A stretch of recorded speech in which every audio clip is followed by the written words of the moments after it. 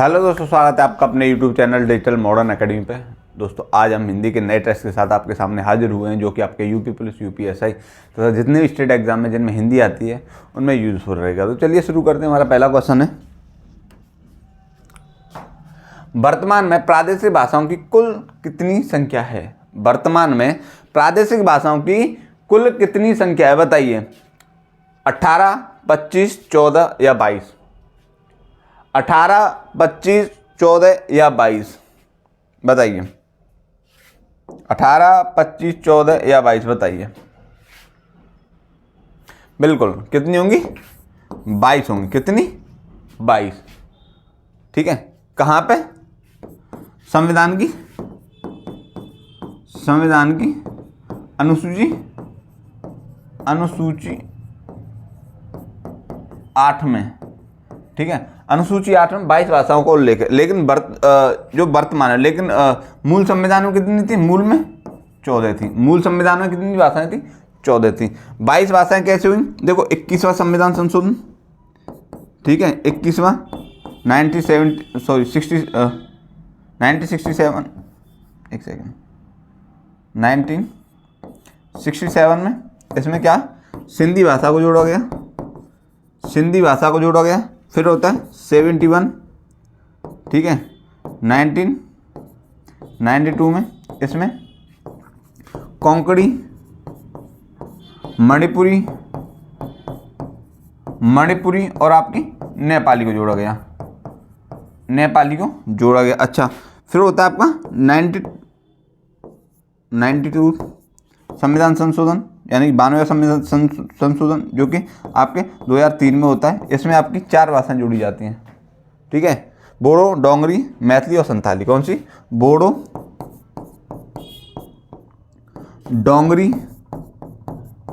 डोंगरी, मैथिली और आपकी संथाली। कौन सी? संथाली। ठीक है, तो टोटल भाषाएं कितनी? 14 ये और आपकी बची कुची ये। ठीक है, कितनी? 8 ही। तो कितनी होगी भाषाएं आपकी? 22 भाषा होगी। चलो, ये पोर्शन खत्म हो गया हमारा, और इसके बारे में थोड़ी सी और चीज़ें जान लेते हैं। देखो, तीसरी बात, जो आपकी शास्त्रीय भाषाएं, कौन सी शास्त्रीय भाषाएं पूछ ले क्वेश्चन। शास्त्रीय भाषा निम्नलिखित में शास्त्रीय भाषा कौन सी है? तो 6 भाषाएं। कितनी? 6 भाषाएं। कौन सी आपकी? तमिल, देखो, तमिल, तेलुगु, मलयालम,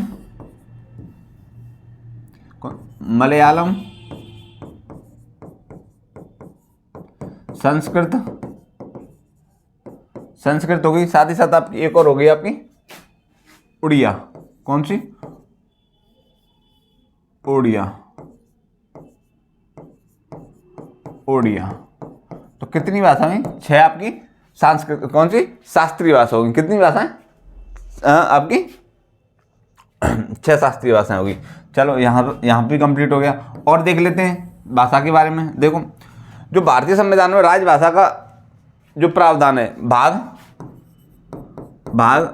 17 में राजभाषा के बारे में बताया। राजभाषा और हिंदी को राजभाषा कौन से अनुच्छेद के तहत बताया? अनुच्छेद कहाँ से?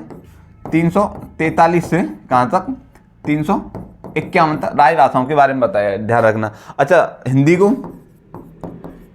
को राजभाषा 343 के तहत घोषित किया था। ठीक है, 343 के तहत। अच्छा, आपका राजभाषा आयोग की स्थापना यहाँ तक और देख लो। राजभाषा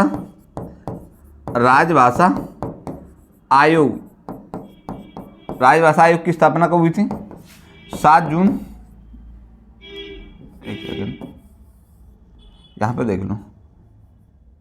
राजभाषा आयोग की स्थापना 7 जून 1955 में राजभाषा आयोग की स्थापना की गई थी। अच्छा, किसकी अध्यक्षता में? अध्यक्ष थे इसके बीजी खैर, यानी बाल गंगाधर खैर। इन्हें बाल गंगाधर खैरी बोला जाता है। कौन? बाल गंगाधर खैर। आई बात समझ में? तो इतनी सारी चीज़ें आपकी क्लियर होगी राजभाषा के हिसाब से। इससे ज़्यादा कहीं से आएगा भी नहीं। हिंदी को राजभाषा घोषित किया, हिंदी राजभाषा। ठीक है, ठीक है, ये हो गया पूरा है। नेक्स्ट क्वेश्चन है हमारा, प्रथम विश्व हिंदी सम्मेलन नागपुर में कब आयोजित किया गया? प्रथम विश्व हिंदी सम्मेलन नागपुर में कब आयोजित किया गया बताइए। 10 से 12 जनवरी 1975, 10 से 15 जनवरी 1975, 10 से 14 जनवरी 1975 और 10 से 18 जनवरी 1975। बताइए बताइए। बिल्कुल, उत्तर क्या होगा इसका? 10 से 14 जनवरी 1975 को किया गया था। इसके अध्यक्ष कौन थे उस टाइम पे? अध्यक्ष थे इसके, उपराष्ट्रपति थे उस टाइम पे बीडी जत्थी। कौन? बीडी जत्थी। बीडी जत्थी को क्या बनाया गया था? अध्यक्ष बनाया गया था। कौन थे? उपराष्ट्रपति थे उस टाइम पे। उपराष्ट्रपति को क्या बनाया गया? अध्यक्ष बनाया। अच्छा, इसका वाक्य क्या था? वाक्य उस टाइम पे प्रथम विश्व हिंदी सम्मेलन का वाक्य क्या था? वो था वसुदेव कुटुंबकम। ध्यान रख लेना, कौन सा? वसुदेव कुटुंबकम। कौन सा? वसुदेव कुटुंबकम। ये उसका उस टाइम का जो प्रथम विश्व हिंदी सम्मेलन का जो वाक्य था वसुदेव कुटुंबकम था। ठीक है, नेक्स्ट क्वेश्चन है हमारा, निम्न में से नासिक व्यंजन कौन सा है? निम्न में से नासिक व्यंजन कौन सा है? निम्न में से नासिक व्यंजन कौन सा है बताइए। निम्न में से नासिक व्यंजन कौन सा है बताइए। निम्न में से नासिक व्यंजन कौन सा है बताइए। स, ञ, र और ज बताइए।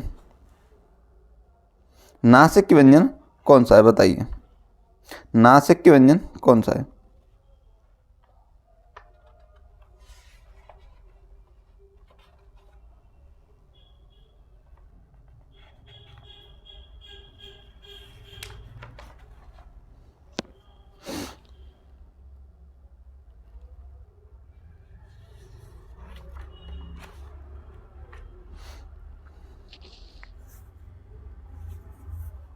नासिक व्यंजन कौन सा है? देखो, आपको पता है स आपका कौन सा? ऊष्म है। कौन सा? ऊष्म। ये स्वर है आपका। सॉरी नहीं, ये नहीं। उत्तर इसका होगा आपका बी। कौन सा? ञ। ठीक है, ये आपका पता कौन सा है? अंतस्थ और स्पर्श व्यंजन। ठीक है, स्पर्श व्यंजन ध्यान रखना। तो ये क्या होगा आपका? नासिक व्यंजन। नासिक व्यंजन कितने? 5 हैं। कौन से? कितने नासिक व्यंजन आपके? 5 हैं। कितने नासिक व्यंजन? कितने? 5। कौन से? ण, ञ, अण, न और आपका म। कितने? 5 हैं। कितने? 5 हैं। प्रत्येक वर्ग का पंचमा अक्षर क्या होता है? नासिक व्यंजन होता है। प्रत्येक वर्ग का पंचमा अक्षर क्या होता है? नासिक व्यंजन होता है। ध्यान रखना। नेक्स्ट क्वेश्चन है, 6 वर्ण किसके योग से बना है? 6 वर्ण किसके योग से बना है बताइए। 6 वर्ण किसके योग से बना है? क, श, क, च, क, छ या क और स बताइए। बताइए।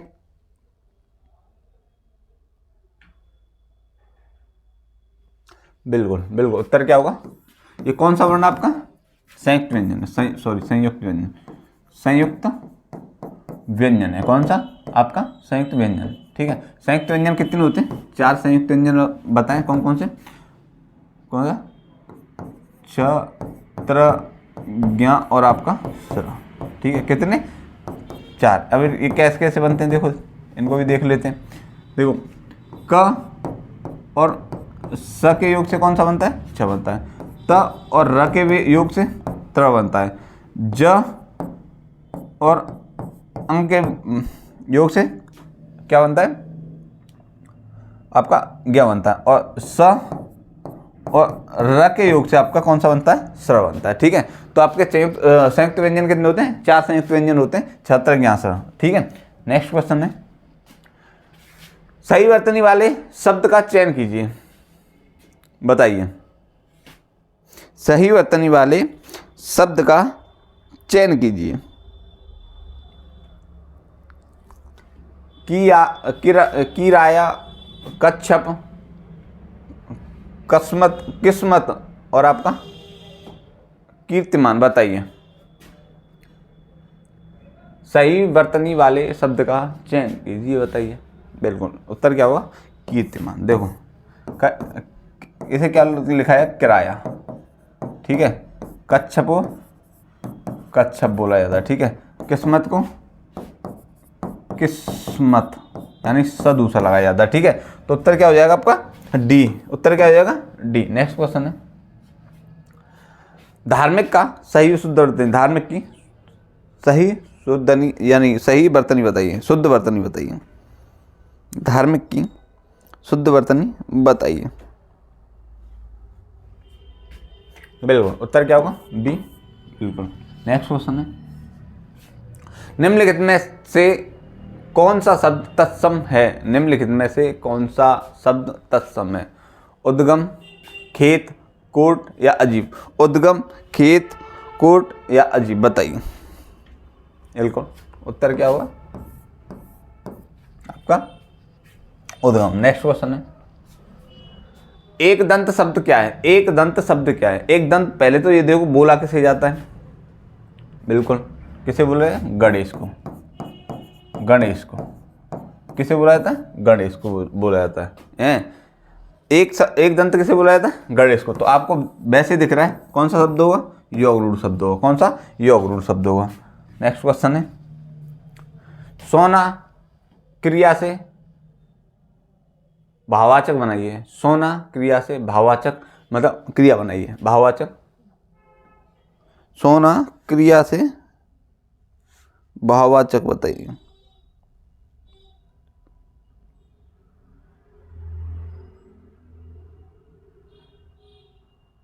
बिल्कुल क्या होगा? भाववाचक शयन होगा। क्या होगा? शयन होगा। नेक्स्ट क्वेश्चन है, हमें गरीबों पर दया करनी चाहिए। हमें गरीबों पर दया करनी चाहिए। इसमें रेखांकित शब्द है, रेखांकित शब्द है, रेखांकित शब्द है। बताइए, यानी रेखांकित शब्द की बात कर रहा है तो कौन से? गरीब। हमें गरीबों पर दया करनी चाहिए, रेखांकित शब्द है। अवस्था सूचक, विशेषण, संज्ञा, विशेषण या क्रिया। बताइए। गरीबों पर दया करनी चाहिए। गरीबों कौन संज्ञा आपको पता है? उत्तर होगा सर संज्ञा। कौन संज्ञा? बताइए। भाववाचक संज्ञा। कौन सी? भाव। गरीबी भाववाचक है, ठीक है। सॉरी, गरीबी भाववाचक है। और ये जो आपकी संज्ञा होगी, ये होगी आपकी जातिवाचक। कौन सी? जातिवाचक संज्ञा। कौन सी? जातिवाचक। सॉरी, ये होगी आपकी जातिवाचक, ठीक है। जातिवाचक संज्ञा होगी। लेकिन गरीबी क्या होगी आपकी? गरीबी आपकी भाववाचक होगी। भाववाचक, ठीक है। कौन सी? भाववाचक। नेक्स्ट क्वेश्चन है, मैं रवि को पुस्तक दूंगा। मैं रवि को पुस्तक दूंगा। कारक बताइए। कर्म कारक, अधिकरण कारक, करण कारक या संप्रदान कारक। मैं रवि को पुस्तक दूंगा, देने की बात कर रहा है। बिल्कुल कौन सा होगा? संप्रदान कारक। कौन सा? संप्रदान कारक होगा। नेक्स्ट क्वेश्चन है, टेबल पर पुस्तक रखी है। टेबल पर पुस्तक रखी है।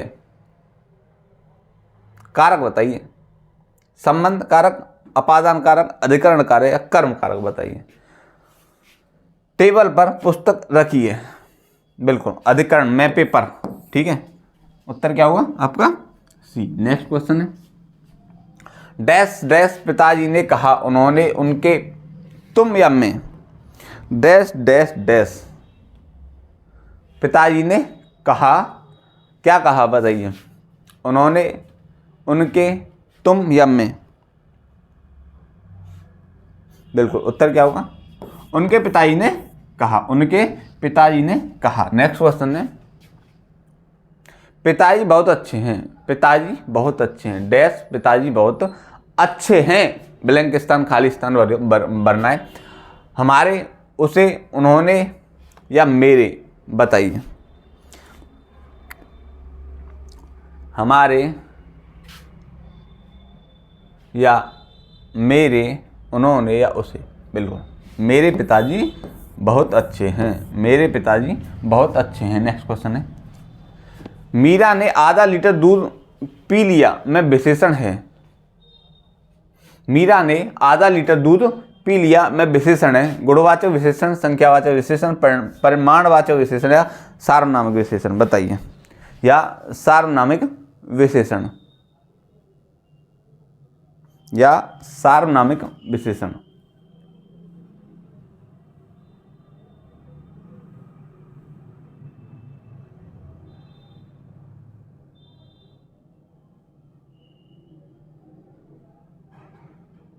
बताइए। बिल्कुल, उत्तर क्या होगा आपका?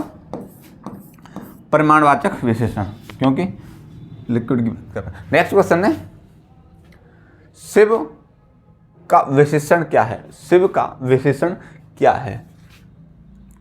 शिवेश, शंकर, शैव या शैल। बताइए, शिव का विशेषण क्या है? बताइए, शिव का विशेषण क्या होगा? शैव। क्या होगा? शैव। नेक्स्ट क्वेश्चन है, अगर वर्षा होगी तो दिव्यता नहीं जाएगी, यह वाक्य वृत्ति किस वेद का उदाहरण है? मैंने बताया वृत्ति कितने प्रकार की होती है? 6 प्रकार की। ठीक है, 6 प्रकार की वृत्ति होती है। बताइए। बिल्कुल, कौन सा? संकेतार्थ वृत्ति, यानी कि अगर वर्षा हुई तो संकेत क्या कर रहा है? दिव्यता नहीं जाएगी। तो उत्तर क्या होगा आपका? संकेतार्थ वृत्ति। नेक्स्ट क्वेश्चन है, एक सेकंड,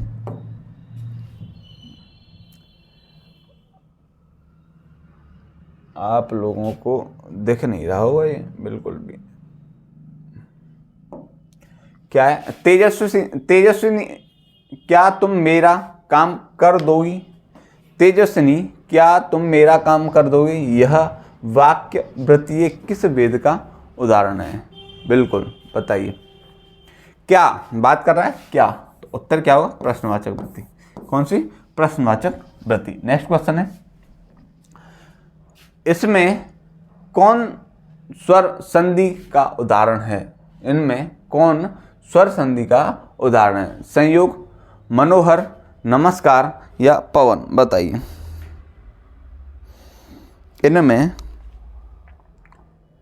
इनमें कौन स्वर संधि का उदाहरण है? बताइए।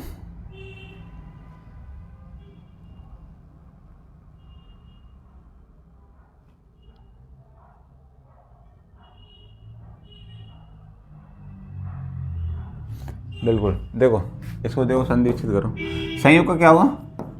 सम धन योग। तो क्या हुआ आपकी? कौन सी संधि? व्यंजन संधि। व्यंजन संधि होगी। ठीक है।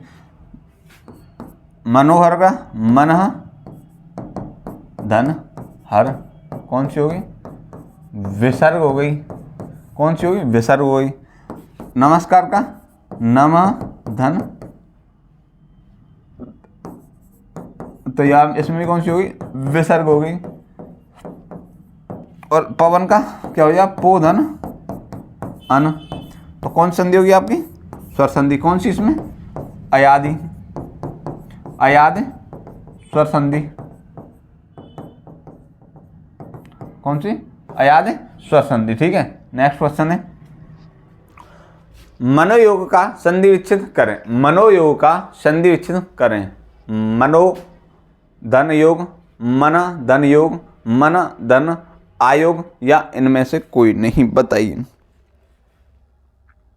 बिल्कुल, क्या होगा उत्तर? मन धन योग। क्या होगा? मन धन योग, मनोयोग हो जाएगा। कौन सी संधि होगी? विसर्ग है, ध्यान रखना, विसर्ग संधि। कौन सी संधि? विसर्ग संधि। नेक्स्ट क्वेश्चन है, अध्यक्ष में कौन सा उपसर्ग है? अध्यक्ष में कौन सा उपसर्ग? बताइए, अध्यक्ष में कौन सा उपसर्ग है? बताइए।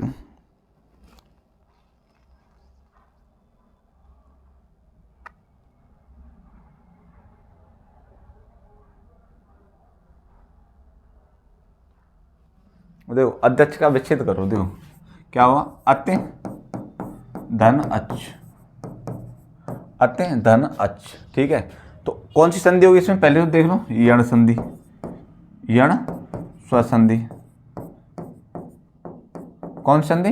यण स्वर संधि। हमेशा तत्सम जो है ना उपसर्ग प्रत्यय में हमेशा संधि विच्छेद करने की कोशिश किया करो। उसमें क्या होगा, जो आगे का शब्द होगा वही होगा। तो क्या हो जाएगा, अति उपसर्ग होगा। क्या होगा? अति उपसर्ग होगा। इस चीज़ को थोड़ा नॉलेज करना कि अगर आप कोई शब्द की संधि विच्छेद कर रहे हैं तो उसमें उपसर्ग ना आगे निकल आ जाता है, ठीक है, 2 भागों में टूट जाता है। नेक्स्ट क्वेश्चन है, किस शब्द में अन उपसर्ग का प्रयोग नहीं हुआ? किस शब्द में अन उपसर्ग का प्रयोग नहीं हुआ? बताइए। अनिच्छा, अनुचित, अनुपम या अनुगमन? बताइए, किस शब्द में अन उपसर्ग का प्रयोग नहीं हुआ? बताइए। मैं बता रहा हूँ, पहले संधि विच्छेद करना सीखो तुम। इसमें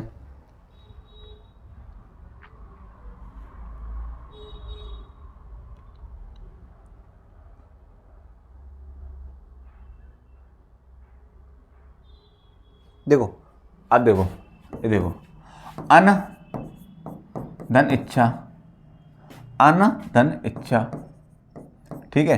ऐसे ही इसमें अन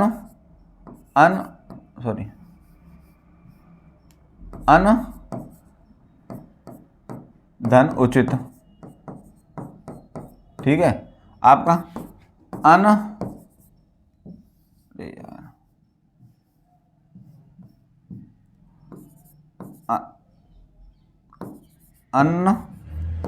धन उपन, ठीक है।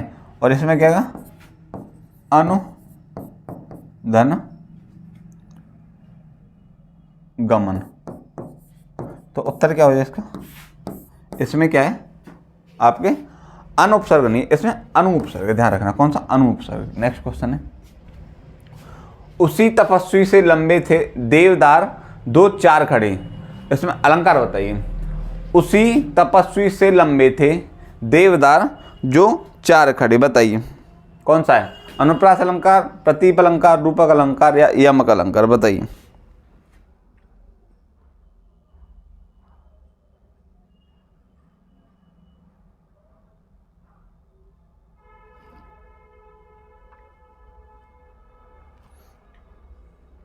देखो उत्तर क्या होगा? प्रतीप अलंकार। प्रतीप का अर्थ होता है उल्टा। मतलब इसमें क्या है, उपमेय को उपमान से, मतलब उपमेय को उपमान से श्रेष्ठ बताया है, वहां कौन सा अलंकार होता है? प्रतीप अलंकार होता है। जहां उपमेय को उपमान से श्रेष्ठ बताया है, वहां कौन सा अलंकार होता है? आपका प्रतीप अलंकार हो। ध्यान रखना। नेक्स्ट क्वेश्चन है, साथी स्वप्न संसार सजाता, साथी स्वप्न संसार सजाता, कौन सा अलंकार है? देखो स और स आपको आवृत्ति हो रही है, तो कौन सा होगा? बिल्कुल अनुप्रास अलंकार होगा। कौन सा? अनुप्रास अलंकार होगा। नेक्स्ट क्वेश्चन है, तत्सम शब्द का चयन कीजिए। उपरोक्त उपजे, उमस या उपाख्यान? बताइए।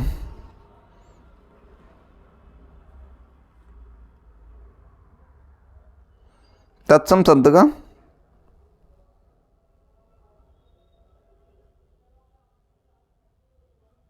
बिल्कुल क्या होगा? उपाख्यान होगा। क्या होगा? उपाख्यान होगा तत्सम शब्द। ध्यान रखना। नेक्स्ट क्वेश्चन है,